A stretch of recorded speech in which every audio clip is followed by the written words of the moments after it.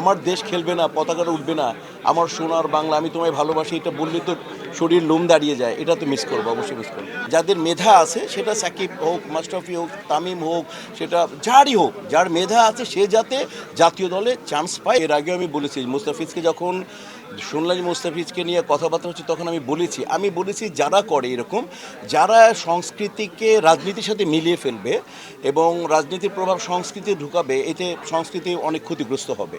এই জায়গাটা আমি স্পষ্ট বললাম যে আমাদের যে ছেলেগুলো, আমাদেরকে বাংলাদেশে একটাই খেলা যেটা ওয়ার্ল্ড কাপ খেলে এবং বেশ নাম করা ওয়ার্ল্ড কাপ ক্রিকেটে আমাদের প্রত্যেকটা সৈনিক এবং সৈনিকদের পেছনে যারা জড়িত, বোর্ডও বলবো আমি, বোর্ডের থেকে আরম্ভ করে সিলেক্ট কমিটি যারা আছেন সবাই, যারা এই সৈনিকদের তৈরি করেছেন, আমরা যখন ওয়ার্ল্ড কাপ হয় আমরা আমাদের সমস্ত আশা নিয়ে বসে থাকি।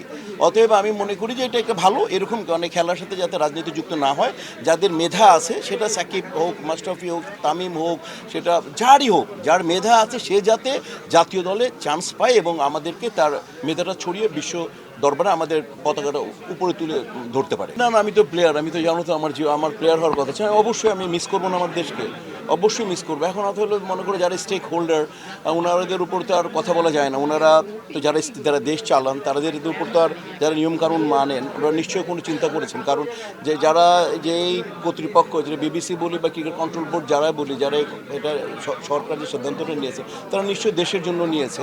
বাট আমরা তো মিস করবো, যেহেতু আমার দেশ খেলবে না, পতাকাটা উঠবে না, আমার সোনার বাংলা, আমি তোমায় ভালোবাসি, এটা বললে তো শরীর লোম দাঁড়িয়ে যায়। এটা তো মিস করবো, অবশ্যই মিস করবো।